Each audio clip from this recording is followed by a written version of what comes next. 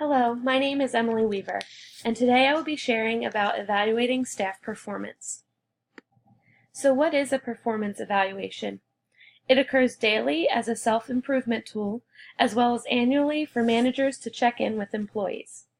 The review should involve input from both management and peers. Peer evaluation is important because they interact with you on a daily basis, whereas managers may not.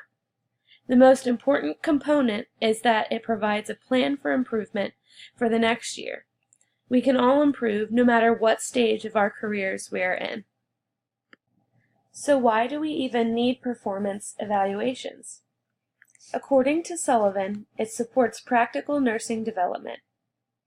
According to Hisfani, Arkansas, and Hagani, performance evaluation shows strengths and weaknesses in staff. This helps to improve the work environment as well as praise success. Over this time, managers are able to connect with staff and also determine raises or bonuses. According to Wernan, Shakira, and Contencel, many facilities participate and pay for performance programs. Generally, this helps management to motivate staff with monetary gains. Evaluations are heavily dependent on management. According to Sullivan, the first step is for the manager to complete an evaluation form. Some questions that may be included are how well the staff demonstrates accountability, utilizes communication skills, or how competent they are in critical thinking. One of the most common methods is to give a rating from 1 to 5. Also, in preparation, staff should complete a similar form as a self-evaluation. After those are completed, the manager should arrange a private meeting to address both forms. The employees should be given prior notice to this meeting so that they have adequate time to prepare. As noted before, management has a majority of the responsibility in staff performance evaluation. They obviously must complete an evaluation for each staff member. Each person is important for the team dynamic of the department.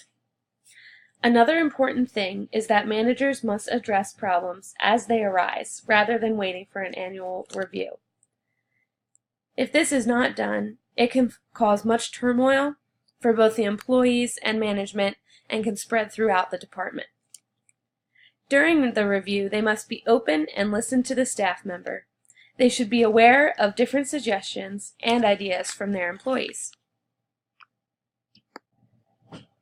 During the review, the manager should take the lead role.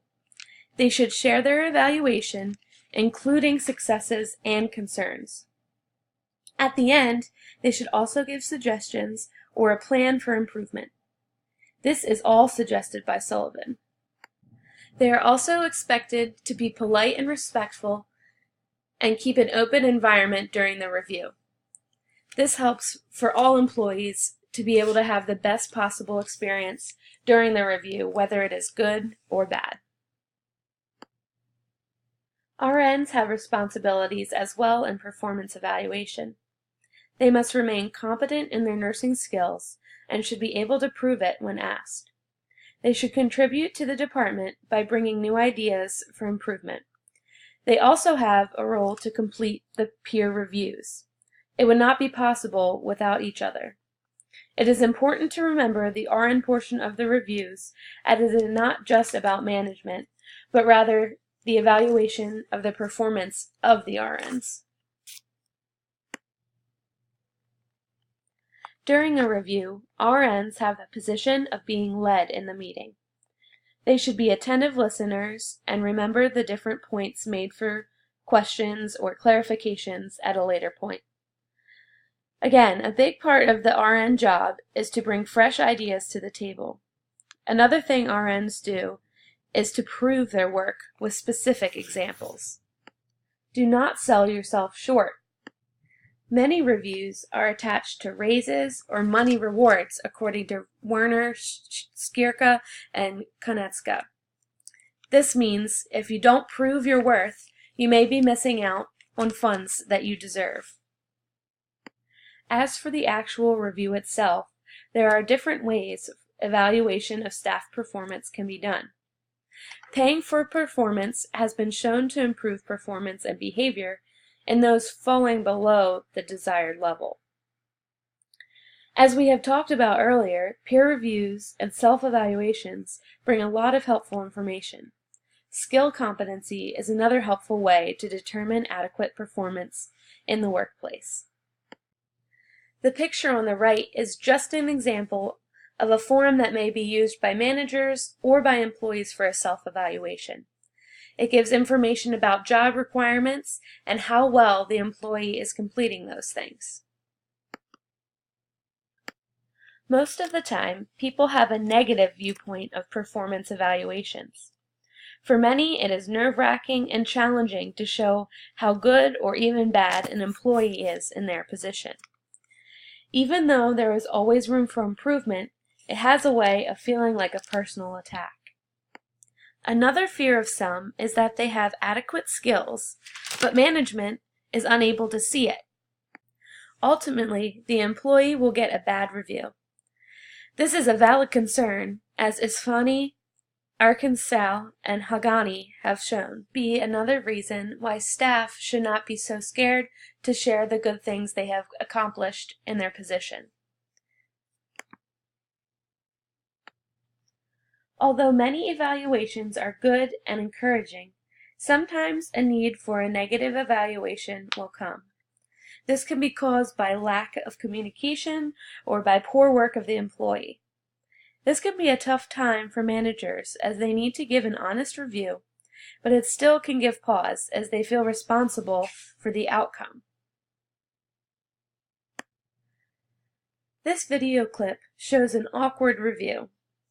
It highlights some of the areas of both management and the employee that can be improved upon. So that was my weekend, nothing special. What about you? You seem rather chipper for a Monday. Today is a good day. It's my performance review. Wait a minute. You're excited about the performance review? My next meeting is a one-on-one. I have to deliver a performance review. That's not necessarily a bad thing. It's with Matt. Oh, I can see why you're so depressed. Man, I'm stoked about this one.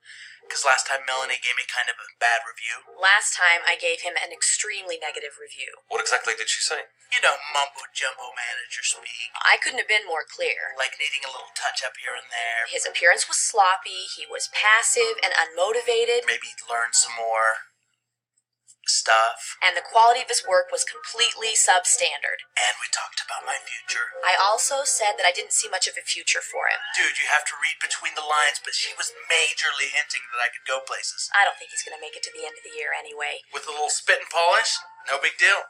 So that's what I did. Got myself some spit and polish. Buddy, you're looking at Mr. Improved. If anything, he's gotten worse. I don't know which is more objectionable, his social deficiencies or his technical incompetencies. I mean, I busted my hump this last year. I even took some night classes at the community college. I can see why you're so enthused about things. It's more than that. I think I'll finally get that promotion I deserve. And believe me, with a new baby on the way, I could use all the cash I could get. I'm putting Matt on probation, and that means no yearly bonus, but fortunately I hear his wife has a good job. Especially with my wife losing her job and all. Sorry to hear about that, mate. Tell you what, you give me a call after the review and we'll celebrate over lunch or something. Yay. Cheerio. Well, call me for lunch later. I have a feeling you're going to need to take a break. Well, Matt, are you ready? You bet. Now, I'm jumping the gun a little bit here, I know. And maybe it's just nerves because my wife lost her job and all.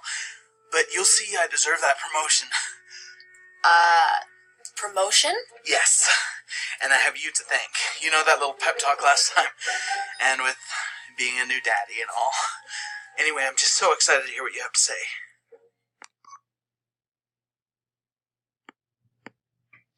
On this slide, we have some questions to ask yourself regarding the previous video clip. Obviously, there was some miscommunication, but what else went wrong in that review?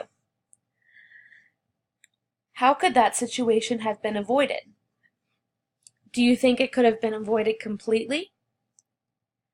And how will you approach your next evaluation of performance as either a manager or as an RN? Because staff evaluations are important for the department as a whole, it is imperative that we can identify how, why, and when they are done, as well as some good and bad ways to conduct the review. By knowing our roles as managers and RNs, we can help the process go smooth and effectively. This will create a better working environment for both managers and employees.